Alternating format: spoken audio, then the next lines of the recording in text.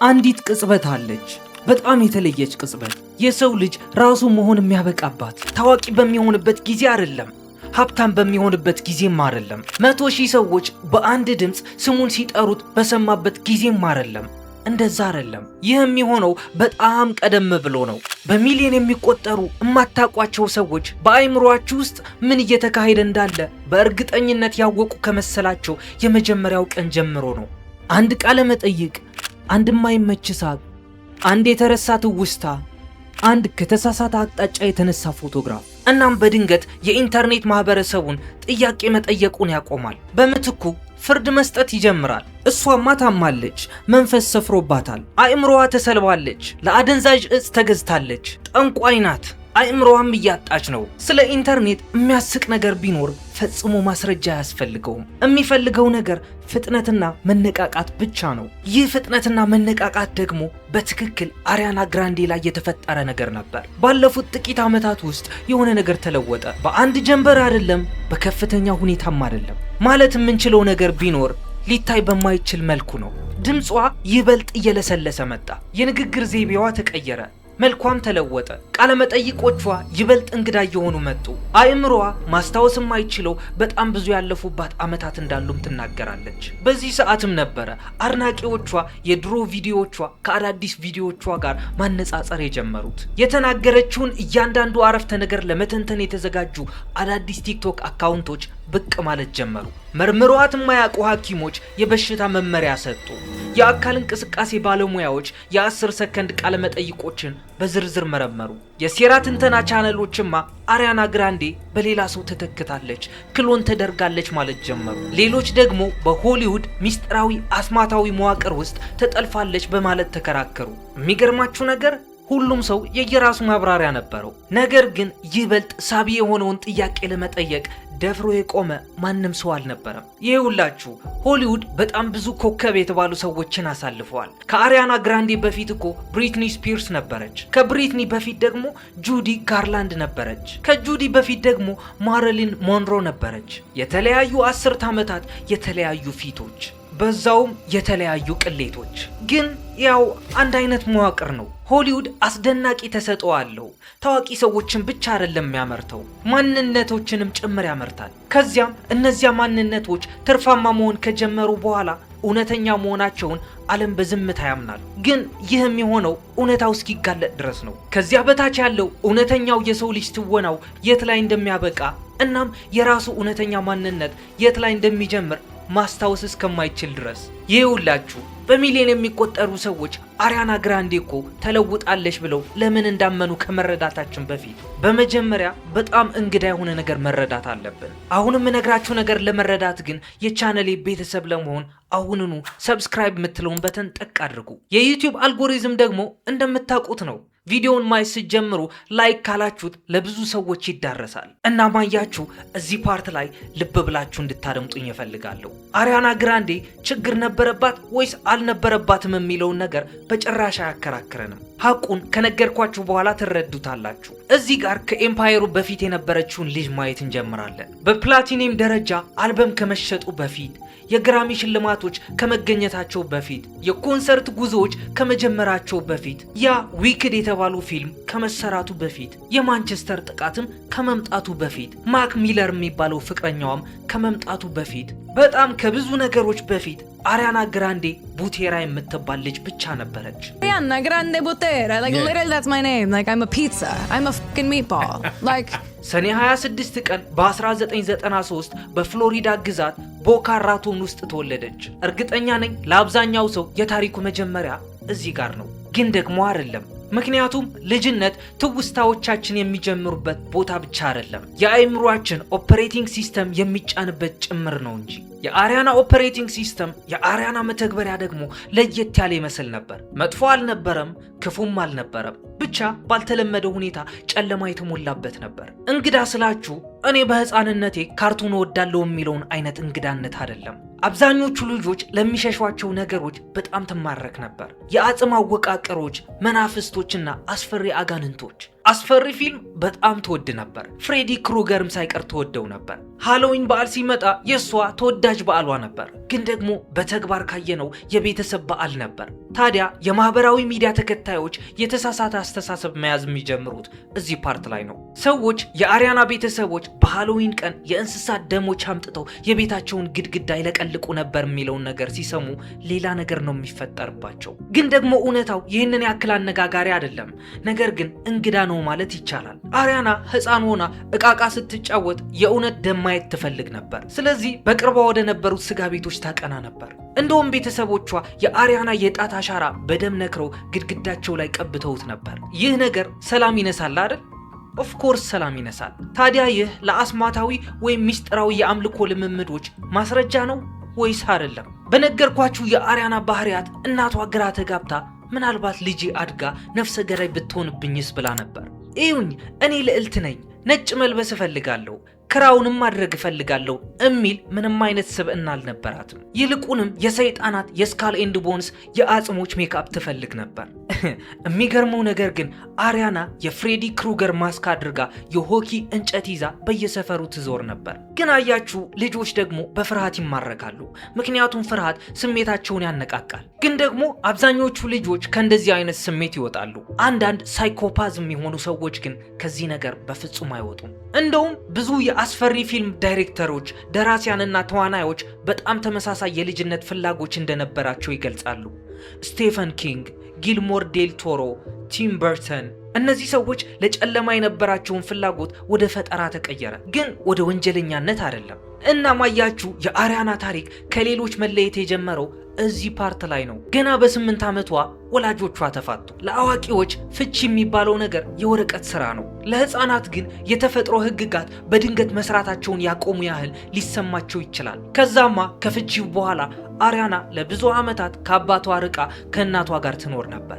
ግንኙነታቸው እኮ ውሎ አድሮ ተሻሽሏል። ነገር ግን የአባት እጦት የሆነ ጠባሳ ጥሎ አልፏል። እንደውም አንዳንድ ሰዎች እንደሚሉት ከሆነ በዚህ ወቅት ቴራፒ ጀምራ ነበር። ይህ ደግሞ ራሱን የቻለ ትልቅ ትርጉም አለው። አንድ ሰው ቴራፒ ጀመረ ማለት ችግር አለበት ማለት ስለሆነ አይደለም። በፍጹም በተቃራኒው መንገድ ነው የምላችሁ። ምክንያቱም የስነ ልቦና ምክር በአሪያና ህይወት ውስጥ ካሉት ጥቂት የማይለወጡ ነገሮች አንዱ ሆነ።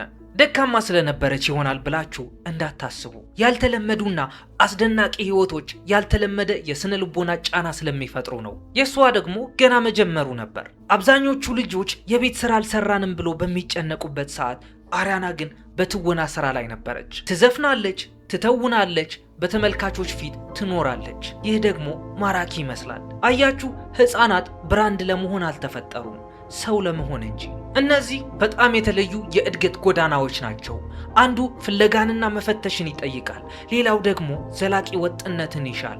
ወጥነት ደግሞ መጨረሻው ወህኒ ቤት ሊሆን ይችላል። በዚህ ደረጃ ላይ የአሪያና የሥራ ህይወት ወዴት ሊመራት እንደሚችል ማንም ሊተነብይ አይችልም ነበር። ነገር ግን ወደ ኋላ መለስ ብለን ስናይ ግብአቶቹ ያው እዚያው ነበሩ። በስሜት የተናወጠ የልጅነት ጊዜ፣ ቀደምት ዝና፣ ደማቅ ምናባዊ እይታ፣ ለቅዠትና ለፈጠራ ዓለም ጥልቅ መስህብ፣ ገና እየተቀረጸ ያለ ማንነት። ግን ደግሞ አያችሁ፣ እሷ ራሷን ለመቅረጽ እድል ከማግኘቷ በፊት እሷን ለመቅረጽ የሚጓጓ የመዝናኛ ኢንዱስትሪ ነበር። መጀመሪያ ላይ ያ ቅርጽ የለሽና ምንም ጉዳት የሌለው ይመስል ነበር።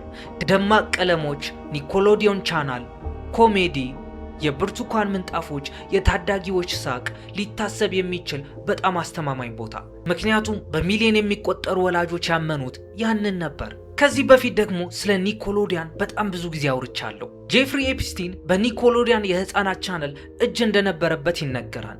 ኢቭን የኒኮሎዲያን ሎጎን ስናየው የጄፍሪ ኤፕስቲን ደሴትን ይመስላል። እዛ ቻነል ላይ አዋቂዎች ሞኝ መስለው ነው የሚታዩት። እኔም በልጅነቴ የዚህ ቻነል ሱሰኛ ነበርኩ። ግን አሁን ላይ ሆኜ ያንን ሳየው የነበርኩትን ነገር ሳስበው በጣም ይዘገንነኛል። በአጠቃላይ ወላጆች ያምኑት ነበር፣ ህፃናት ደግሞ ያለሙት ነበር። የኒኮሎዲያን ኮከብ መሆን ማለት ደግሞ የልጅነት ሎተሪ እንደ መብላት ይቆጠር ነበር። ምክንያቱም እኔን ጨምሮ በሚሊዮኖች የሚቆጠሩ ህፃናት ቲቪያቸውን ከፍቶ ያ ቻነል እያዩ ሲስቁ፣ ከካሜራ በስተጀርባ ግን ሌላ ነገር ሲፈጠር ነበር። ህፃናት ይደፈሩ ነበር። ለብር ተብሎም ትምህርታቸው አቁመው በጣም ጫና ባለበት ኢንቫይሮንመንት ውስጥ እንዲሰሩ የሚደረጉ ነበር። ከዚህ በፊት የአማንዳ ባየንስ የሰራውላችሁ ቪዲዮ ስታዩትም በደንብ ይገባቸዋል። አሪያና ግራንዴ በዚህ ጉዳይ በቀጥታ ተጎድታ አይሁን በዚያ አካባቢ ውስጥ ማደጓን ግን መካድ አይቻልም። ይበልጥ ከዚህ በላይ ከመቀጠሌ በፊት አንድ ነገር ግልጽ ላድርግላችሁ። ኃላፊነት የሚሰማው ምርመራ በማስረጃ ከተረጋገጡ እውነታዎችና ሰዎች ከሚገምቱት ነገር ይለያል። ይህ ልዩነት ደግሞ ትልቅ ትርጉም አለው። በጣም 2024 ላይ ኳየት ኦን ሴት ዘ ዳርክ ሳይድ ኦፍ ኪድስ ቲቪ የተሰኘውን ዘጋቢ ፊልም በ1990ዎቹ መገባደጃና 2000ዎቹ የነበረውን የኒኮሎዲያን የኋላ ታሪክ መጋረጃ ገለጠ። የቀድሞ ህፃናት ተዋናዮች፣ የቀድሞ ጸሐፊዎች፣ የቀድሞ የቡድን አባላት፣ ወላጆችም ጭምር። ይህ ጉዳይ ከዳን ሽናይደር ጉዳይ በፍጹም የተለየ ይሁን እንጂ በወቅቱ በህፃናት ቴሌቪዥን ዙሪያ በነበረው ባህል ላይ የህዝብ ትኩረት እንዲበረታ አድርጓል። ከዛም ቀጥሎ የምናገኘው ሰው ዳን ሽናይደር ነው። በዚያ ዘመን በህፃናት ቴሌቪዥን ውስጥ ተጽዕኖ ፈጣሪ የነበረው ፕሮዲሰር ነው። ከኦል ዛት፣ ድሬክ ኤንድ ጆሽ፣ አይካርሊ፣ ቪክቶሪየስ፣ ዞይ 101፣ ሳም ኤንድ ካት ከነዚህ ፊልሞች በስተጀርባ የነበረ ሰው ነው። እና መመላችሁ በ2000ዎቹ ላይ የኒኮሎዲያን ቻነል እያያችሁ ያደጋችሁት የዳን ሽናይደር ስራዎችን እያያችሁ ነው። የሱ ፕሮግራሞች በቢሊዮን የሚቆጠሩ ገንዘብ አስገኝተዋል። ገጸ ባህሪያቱ የባህል ተምሳሌት ሆነዋል። ተጽዕኖ እጅግ ከፍተኛ ነበር። ነገር ግን ተጽዕኖና ተጠያቂነት ሁልጊዜም አንድ ላይ አይመጡም። አሪያና ደግሞ ወደ ታሪኩ የምትገባው እዚህ ፓርት ላይ ነው። 2010 ላይ ቪክቶሪየስ በተሰኘው ድራማ ላይ የካት ቫለንታይን ገጸ ባህሪ ወሰደች። በአንድ ጀንበር ማለት ይቻላል ከኒኮሎዲያን ትላልቅ ኮከቦች አንዷ ሆነች። ካት ተራ ገጸ ባህሪ አልነበረችም። የዋህ ነበረች። ጣፋጭ፣ የዋህና አእምሮዋ ብዙም አይጨነቅ። ሁልጊዜም ባልተለመደ ከፍተኛ የድምፅ ቃና የምትናገር፣ ልክ እንደ ካርቱን ሁልጊዜ ደስተኛ። ተመልካቾች ይወዷት ነበር። ነገር ግን አንድ ትኩረት የሚስብ ነገር ተከሰተ። ካት ይበልጥ ስኬታማ እየሆነች በሄደች ቁጥር ካትን ከአሪያና መለየት ይበልጥ አስቸጋሪ እየሆነ መጣ። መጀመሪያ ላይ ይህ ምንም ጉዳት የሌለው ይመስላል። ዳንኤል ራድክሊፍ ሃሪ ፖተር አይደለም፣ ሮበርት ዳውኒ ጁኒየርም አይረን ማን አይደለም። ልክ ነኝ አይደል? ነገር ግን ህፃናት ተዋናዮች የሚኖሩት በተለየ የስነ ልቦና ሁኔታ ውስጥ ነው። አዋቂዎች ብዙውን ጊዜ ወደ ህዝብ እይታ ከመግባታቸው በፊት የተረጋጋ የማንነት ስሜት ያዳብራሉ። ህፃናት ግን ያንን እድል አያገኙ፣ ምክንያቱም ማንነታቸው ገና ግንባታ ላይ ነው። እናም ከብዙ ዓመታት በኋላ የትኛው ገጽታ ነው በትክክል የእናንተ እውነተኛ ማንነት? ይህ የሚሆነው አንድ ሰው የተለያዩ የማንነቱን ገጽታዎች ወደ አንድ ወጥ ማንነት ለማዋሃድ ሲቸገር ነው። ይህ ነገር ደግሞ በታዋቂ ሰዎች ብቻ ላይ የሚከሰት ነገር አይደለም። ከዚህ በፊት ወደ ጦር ሜዳ የዘመቱ ወታደሮች ላይ፣ ዳብል ኤጀንት ሆነው የሚሰሩ ሰላዮች ላይ፣ በጣም ፕሮፌሽናል የሚባሉ ስፖርተኞች ላይ፣ በአጠቃላይ ስሜት በሚበዘብዙ ግንኙነቶች ውስጥ የተጠመዱ ሰዎች እንኳ ተመሳሳይ የማንነት ግራ መጋባትን ሊያጋጥማቸው ይችላል። ነገር ግን ዝና ሂደቱን ያፋጥነዋል። ምክንያቱም ለዚህ ለምትተውኑበት ገጸ ባህሪያችሁ ያ ዝና ይከፍላችኋል። እናም 2014 ላይ ሳም ኤንድ ካት ሲያበቃ አሪያና ለአድናቂዎቿ ምስጋና ያቀረበችበት ስሜታዊ መልእክት ጽፋ ነበር። አብዛኞቹ ሰዎች ትኩረት ያደረጉት ምስጋናዋ ላይ ነበር። በውስጡ የተደበቀውን የስነ ልቦና ኑዛዜ ያስተዋለ ግን አልነበረም። ከካት ጋር አብራ እንዳደገች፣ አብራ እንደተማረች ገልጻለች። በካት ምክንያት እንደተለወጠችም ተናግራለች። እናም በመስመሩ መካከል ያለውን ልዩነት ስታስቡ አንድ ጥልቅ የሆነ ነገር ትረዳላችሁ። ብዙ የስነ አእምሮ ሐኪሞች የሚናገሩት ነገር አለ። እሱም ፐርሶና የሚባል ነገር ነው። ፐርሶና ያው የማንነት ጭንብል እንደሆነ አድርጋችሁ አስቡት። የግድ ውሸት መሆን የለበትም፣ የተመረጠ ባህሪ ብቻ። በስራ ቦታችሁ አንድ አይነት ልብስ ትለብሳላችሁ። በጓደኞቻችሁ ዙሪያ ሌላ ልብስ፣ በቤተሰቦቻችሁ ዙሪያ ደግሞ ሌላ ልብስ። ጤናማ የሆኑ ሰዎች ይህን ጭንብል ማውለቅ ይችላሉ። ታዋቂ ሰዎች ግን ብዙውን ጊዜ አይችሉም። ከዛም ውሎ አድሮ ጭንብሉን እነሱን መልበስ ይጀምራል። አሁን አሪያናን በቀደሙት ቃለመጠይቆቿን አስተውሏት። ድምጿ ከፍ ያለና ቀጭን ነበር። ከዛም ቀጥሎ ከካት ቫለንታይን በኋላ የነበሩ ቃለመጠይቆቹን አስተውሉ። በጉርምስና እድሜ ውስጥ ለ1000 ሰዓታት በየቀኑ አንድን ገጸ ባህሪ ከተወኑ የዚያ ገጸ ባህሪ አካላት ወደ ቤታችሁ ቢከተላችሁ ምንም አያስደንቅም። ይህ ነገር ደግሞ ኒውሮፕላስቲሲቲ ይባላል። አእምሮ ራሱን ከሁኔታዎች ጋር የሚያላመድበት ብቃት ነው። ግን ወደ 2013 ስንመለስ አሪያና ትሩሊ ዮርስ የተሰኘውን አልበም ለቃ ነበር። አልበሙ ቢልቦርድ 200 ሰንጠረዥ ላይ አንደኛ ደረጃ ያዘ። እዚህ ጋር ማነጻጸራችንን እንጀምራለን። ማሪያ ኬሪን ካየናት የፉጭት ዜማ ድምጾች ነው ያሏት ወይም ዊስል ኖትስ የሚባሉት። አሪያናም ድምጿ ከማሪያ ኬሪ ከለር ጋር ይመሳሰል ነበር። የሴሌብሪቲው ሀሜት የጀመረውም እዚህ ጋር ነው። ጎረቤታችሁ የፀጉር ቁርጥ ስታይሉን ቢቀየር ማንም ሰው ጋዜጣ ላይ ሂዶ አይጽፍም። አሪያና ግራንዴ ግን በዚህ ሰዓት ልብሷ እንኳን ብትቀየር ዓለም አቀፋዊ ዜና መሆን ይችላል። 5 ኪሎ ብትጨምሩ ጓደኛችሁ ወፈራችሁ ነው የሚላችሁ እንጂ ሌላ ነገር አይላችሁም። አሪያና ግን 5 ኪሎ ብትጨምር በሚሊዮን የሚቆጠሩ ሰዎች ኢንተርኔት ላይ ይከራከሩበታል። ለሚሊዮን አድናቂዎች ህይወትን ያሸነፈች ይመስል ነበር። ነገር ግን ስኬት አንድ መጥፎ ተንኮል አላት። ጉዞውን እየደበቀች ሁሉም ሰው መዳረሻውን ብቻ እንዲያይ ታደርጋለች። የሁሉም ሰው ተወዳጅ የመሆን ዋጋ። በኢኮኖሚክስ ውስጥ አንድ የተለመደ አባባል አለ። ፈጣን እድገት መዋቅራዊ ድክመትን ይደብቃል። አንድ ድርጅት ሊገታ የማይችል ሊመስል ይችላል እስከሚፈርስባት ቀን ድረስ። የሰው ልጅም ከዚህ ብዙም አይለይም። 2016 ላይ አሪያና ግራንዴ በቀላሉ ስኬታማ ብቻ አልነበረችም። በምድር ላይ ካሉ ትላልቅ የፖፕ ሙዚቃ ኮከቦች አንዷ ሆና ነበር። እሷ ከእንግዲህ ዝናን አታሳድድም ነበር፣ ዝና እሷን ያሳድዳት ነበር እንጂ። ግን ደግሞ ለሚሊዮን አድናቂዎች ህይወትን ያሸነፈች ይመስል ነበር። ለ500ኛ ጊዜ ተመሳሳይ ጥያቄ የምትመልስባቸውን ቃለ መጠይቆች። ከዚህ በፊት አንድ ጥያቄ ብዙ ጊዜ ተጠይቃችሁ ከሆነ ያን ጥያቄ አሁን ላይ የምትመልሱት ከሆነ ከአሁን በፊት ተጠይቃችሁ እንደማታውቁ አድርጋችሁ ነው። ምንም አይነት መሰላቸት ማሳየት የለባችሁ። ነገር ግን የስነ ልቦና ባለሙያዎች ይህንን ነገር አይደንቲቲ ፋቲግ ይሉታል፣ ወይም የማንነት ድካም ማለት ነው። አብዛኞቻችን ራሳችን በየዓመቱ የተለየ ሰው ለመሆን እንፈቅድለታለን። ታዋቂ ሰዎች ግን አይፈቀድላቸውም። ኢንተርኔቱ እያንዳንዱን የቀድሞ ገጽታችሁን ያስተውላል። ለእያንዳንዱ አዲስ ገጽታችሁ ደግሞ ማብራሪያ ይጠይቃል። ከዚያም ግንቦት 22 2017 እንደ ፈረንጆቹ ሁሉም ነገር ተለወጠ። ቦታውም ማንቸስተር አሬና ነበር፣ እንግሊዝ ውስጥ። ከዚያም በግምት ከምሽቱ 4:30 ላይ አንድ አጥፍቶ ጠፊ አሸባሪ መግቢያው ላይ ፈንጂ ወረወረ። 22 ሰዎች ተገደሉ፣ በመቶዎች የሚቆጠሩ ደግሞ ቆሰሉ። አንዳንድ ሰለባዎችማ ገና የ8 ዓመት ልጆች ነበሩ። እየተወናችሁና እየዘፈናችሁ ነው።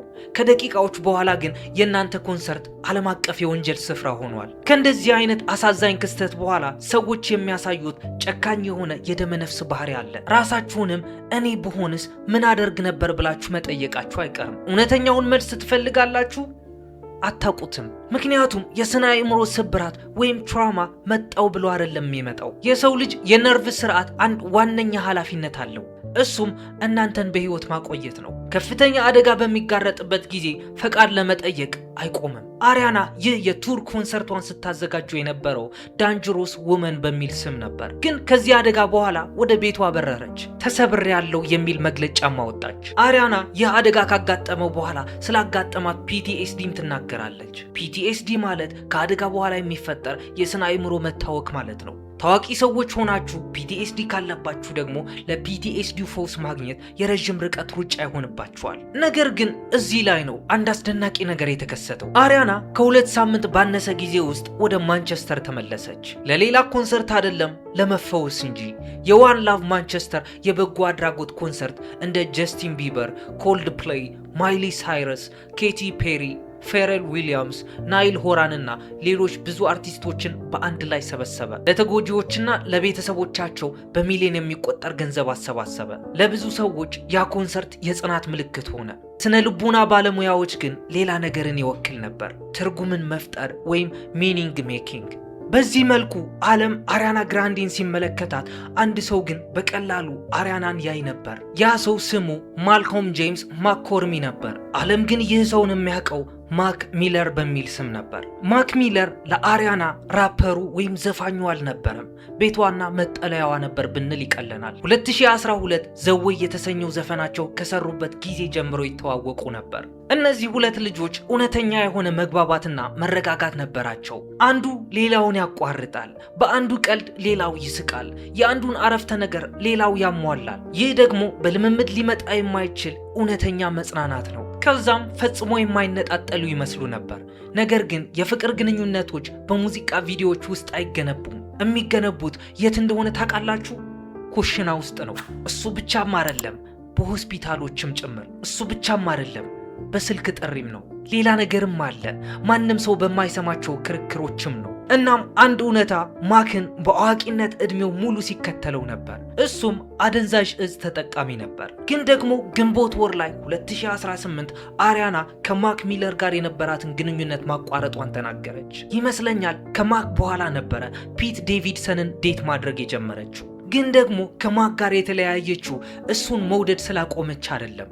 ምክንያቱም ፍቅር ብቻውን ሁልጊዜ ሰውን ለማዳን በቂ ባለመሆኑ ነው እንጂ። ከሱስ ጋር አብሮ የኖረ ሰው ደግሞ ይህንን እውነታ ይረዳል። አሪያና ማክ ከሱሱ እንዲያገግም ምንም ልትረዳው አልቻለችም። ማለት እሱ እሺታውን ሊያቀርብላት አልቻለም። ማገገም እጅግ በጣም ግላዊ የሆነ አሰቃቂ ሂደት ነው። እሱን ለመርሳትም ነበር በፍጥነት ፒት ዴቪድሰንን ዴት ማድረግ የጀመረችው። ከዛም መስከረም 7 2018 ላይ ማክ ሚለር በፌንታኒል በኮኬይን እና በአልኮል ድብልቅ ምክንያት ድንገት ከመጠን ያለፈ እጽ በመውሰድ ህይወቱ አለፈ።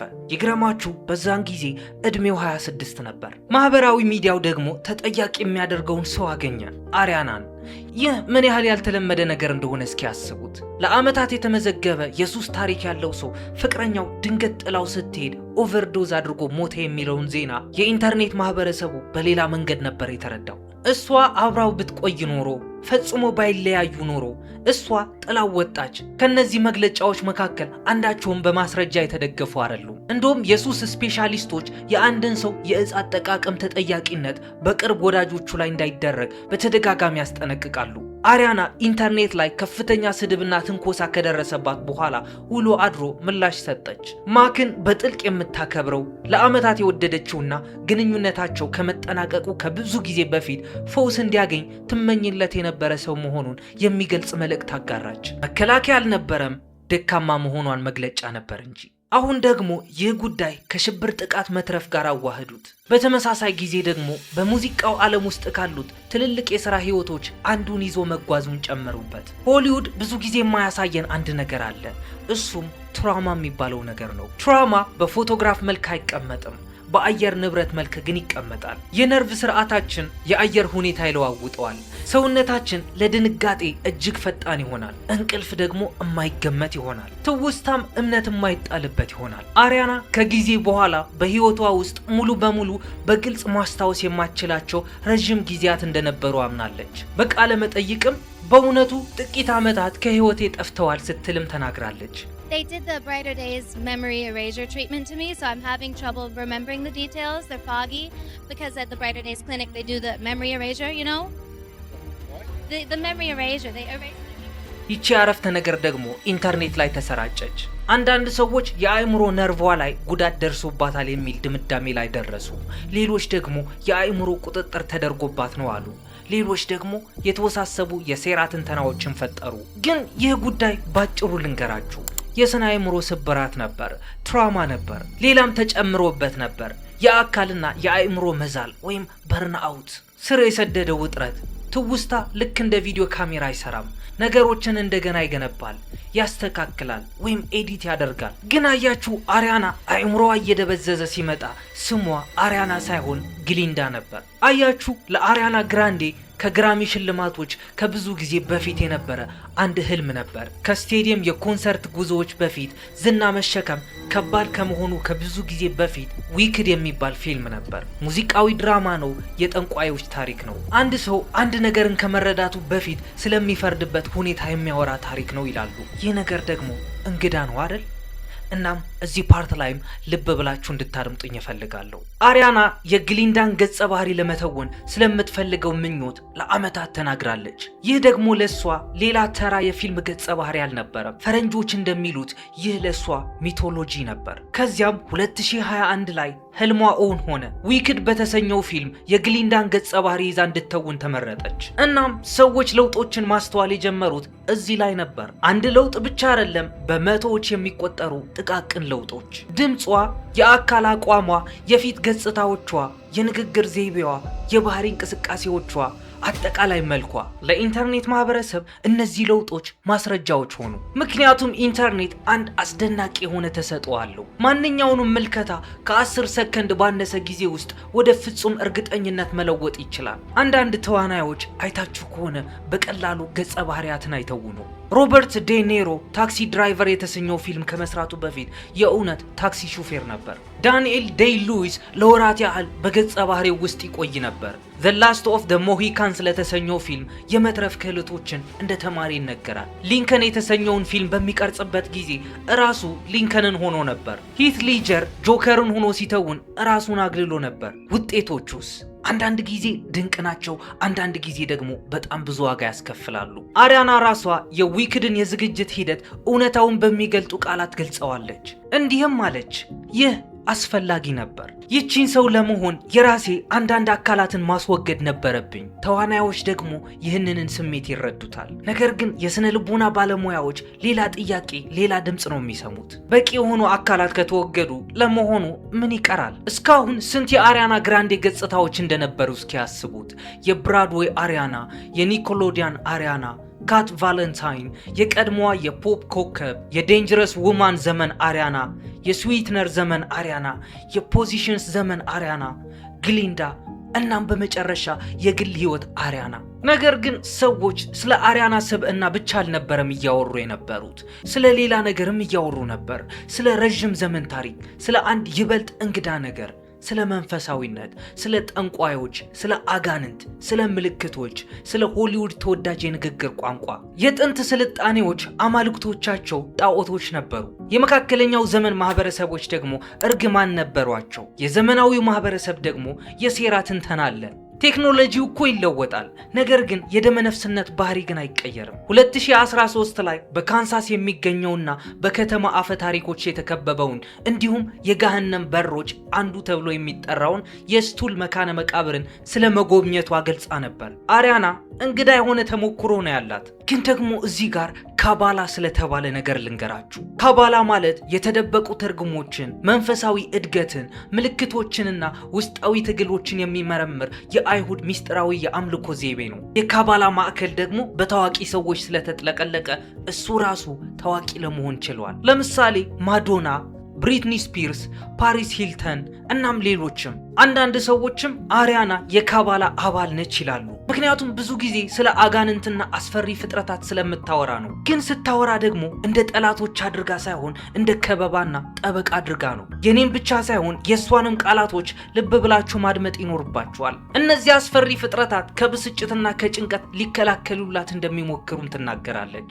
እሷም ድንገት ፈቀቅ እንዲሉላት ትጠይቃችኋለች። እዚህ ጋር ደግሞ ወደ እውነተኛውን ታሪክ እንመልሳችሁ፣ ስለ አሪያና ሳይሆን ስለ ሆሊውድ። ምክንያቱም ይህ አካሄድ ከማንኛውም ሰው በላይ የበለጠ እድሜ ያለው። ጁዲ ጋርላንድ ገና ልጅ እያለች አነቃቂ እጾችን ይሰጧት ነበር። የአመጋገብ ገደብ እንድታደርግም ትገደድ ነበር። ማራኪ እንዳልሆነች ይነገራት ነበር። ደክማም ነበር። እሷ ብቻ ሳትሆን ግን ብሪትኒ ስፒርስ፣ ማይክል ጃክሰን፣ ሊንዚ ሎሃን፣ ዴሚ ሎቫቶ፣ ጄኔት ማከርዲ እናም ሌሎች ሰዎችም አሉበት። አያችሁ፣ ታዋቂ ሰዎች ሁሉም ነገር አላቸው። ተጽዕኖ ብትሉ አላቸው፣ ገንዘብ ብትሉ አላቸው፣ የግል ህይወት ሚስጥራዊነት ብትሉ ግን ምንም የላቸውም። ተራ ስህተቶችን የመስራት መብት አላቸው ወይ ብትሉ ምንም የላቸውም። የተረሳ መጥፎ ቀንስ በፍጹም የላቸውም። ግን እዚህ ጋር ደግሞ አሪያናና ሲንቲያ ኤሪቮ ዴት ይደራረጉ ነበር ወይ ብላችሁ መጠየቃችሁ አይቀርም። ምክንያቱም በቀይ ምንጣፎች ያየናቸው ሁኔታዎች አሉ። ከሲንቲያ ያልተለመደ ባህሪዎችን ስናይ ነበር። ኦፍኮርስ ሁለቱንም ሲም1ና ሲም2 መስለው በጣም ከስተው ስናያቸው ነበር። ግን የሆሊውድ ዜና የሚያረጋግጥልን አንድ ነገር አለ። ሁለቱም ዴት እየተደራረጉ አልነበረም። ኦፍኮርስ ሲንቲያ ልክ እንደ ፍቅረኛ አክት ታደርግ ነበር። በቃለ መጠይቆችም ዊርድ የሆኑ ነገሮች ስናነብ ነበር። ግን ፊልሙ ነው ያቀራረባቸው እንጂ እኮ ከዛ በፊት እንደዛ አይነት ነገር አልነበራቸውም። ይህንን አርዕስት አጠር አድርጌ ነገርኳችሁ ያው ስለሱ ወሬ እንጂ እውነት የሆነ ነገር ስለሌለ ነው። እናም እስካሁን ድረስ የለፈለፍኩትን ነገር ከተመቻችሁ ኦፍኮርስ ይመቻችኋል። ይህ ደግሞ የእናንተና የኔ የቴድ ኢዮብ ቻነል ነው። ሰብስክራይብ በማድረግ የቻነሌ ቤተሰብ ሁኑ። ቀጣይም ባበደ ስቶሪ እስክንገናኝ ድረስ ሰላማችሁን ያብዛልኝ። ይሜ